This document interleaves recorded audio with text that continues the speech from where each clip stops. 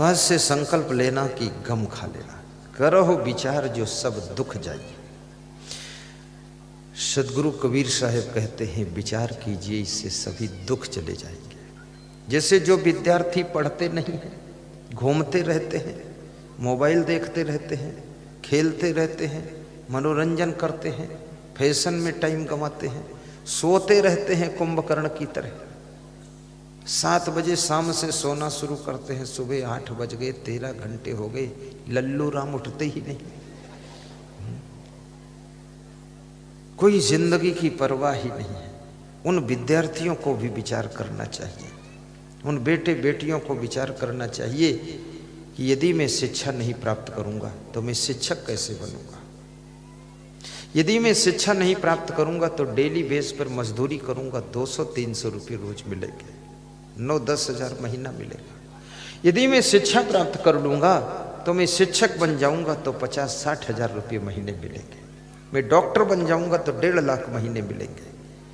और मैं यदि बहुत बड़ा अफसर हो गया, कलेक्टर बन जाऊंगा तो पूरे जिले का राजा बनकर रहूंगा। ये विचार करना यदि आ जाए, एक क्लर्क की क्या कीमत है और कलेक्टर की क्या कीमत है, सोचिए। इसलिए विद्यार्थी को विचार करना चाहिए कि यदि हमने शिक्षा नहीं प्राप्त किया तो इसका परिणाम आने वाला है 25 साल की उम्र के बाद। ना तो शिक्षा प्राप्त कर सकूंगा और ना कोई अच्छा कार्य कर सकूंगा, साधारण जिंदगी गुजर जाएगी, ठोकरें खाऊंगा।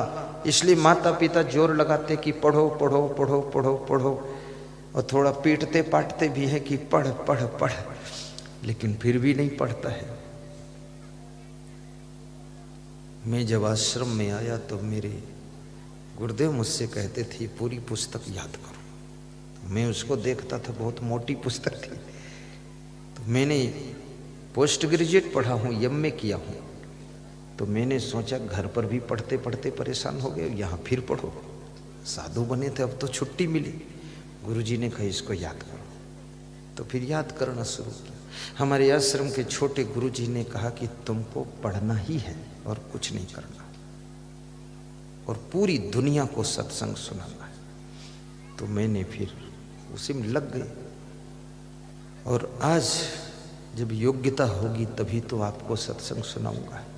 जब खुद ही जीरो हैं तो आपको क्या सुनाऊंगा। तो मैं बच्चों से कहूंगा शिक्षा प्राप्त कीजिए। ये जो बेटियां बैठी हैं बड़ी आस लेकर आई हैं, मेरा आशीर्वाद है तुम्हारे लिए, इन बेटों के लिए भी आशीर्वाद है। पढ़ाई कर तो इतनी कर, पढ़ाई की तो हद कर दे। और घर में यदि गरीबी है तो उस गरीबी को भी रद्द कर दे, गरीबी को भी रद्द कर दे। और धनवान बन तो इतना बन कि अगर कोई रिश्तेदार गरीब है तो उसकी भी तो मदद कर दे। और निष्काम कर्म कर, यमराज के दरबार में पहुंच तो अपने कर्मों का खाता भी रद्द कर दे। भक्ति कर तो इतनी कर कि भक्ति की तो हद कर दे।